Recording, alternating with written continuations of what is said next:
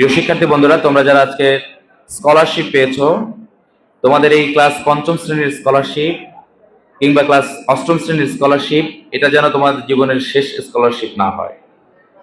তোমরা জানো শুধুমাত্র পঞ্চম আর অষ্টম শ্রেণীতেই কিন্তু বৃত্তি না, এই স্কলারশিপ গ্রাজুয়েশন শেষ করার পরেও কিন্তু মানুষের জন্য স্কলারশিপ থাকে।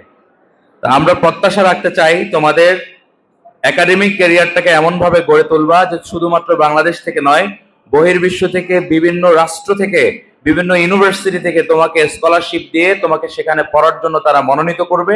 সেই মানের পড়াশোনা তোমরা করবা, পারবা ইনশাল্লাহ? সেটা যদি করতে হয় তাহলে পড়াশোনার গতি থামিয়ে দিলে চলবে না, বরং আমাদের পড়াশোনার গতি অতীতে যা ছিল তার চেয়ে আরো অনেক বেশি দূর এগিয়ে নিয়ে যেতে হবে। সেই সাথে আরেকটা জিনিস আমাদেরকে যুক্ত করতে হবে, সেটি হচ্ছে আমাদের নৈতিক মূল্যবোধ যোগ করতে হবে, তাই না? কারণ নৈতিক মূল্যবোধ ব্যতীত আমাদের পড়াশোনা আমাদের জীবনকে পরিপূর্ণ সাফল্যের দ্বার প্রান্তে নিয়ে যেতে পারবে না। কারণ আমরা দেখেছি পড়াশোনা করে উচ্চ শিক্ষিত হয়ে অনেক বেশি হায়ার এডুকেশন ডিগ্রি অর্জন করেও মানবতার বিচারে, নৈতিক মূল্যবোধের বিচারে পদস্খলন হয়ে নৈতিক অধপতনের শিকার হয়েছে, এরকম উদাহরণ আমাদের সামনে আছে, তাই না?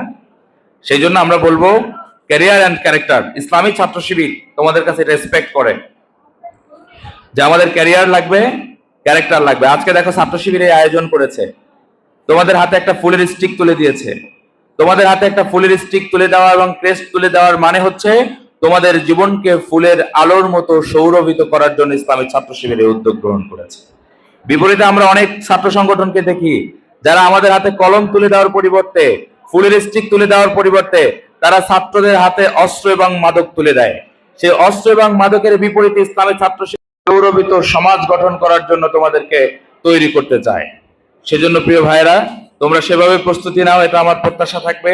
আর আমার শ্রদ্ধাভাজন অভিভাবক মন্ডলী যারা রয়েছেন, আপনাদের এই এক একটা গোলাপ কলি নিয়ে আপনাদের যে প্রচেষ্টা, আপনাদের যে সাধনা, পরীক্ষা তো ওরা দেয় নাই, পরীক্ষার সাথে সাথে আপনারাও দিয়েছেন। তা আপনাদের এই প্রচেষ্টার জন্য আপনাদেরকে ধন্যবাদ জানাই। পাশাপাশি স্মরণ করিয়ে দিতে চাই, আপনার এই সন্তানের বৃত্তি পাওয়ার জন্য হেন কোনো চেষ্টা নাই যা আপনি করেন নাই।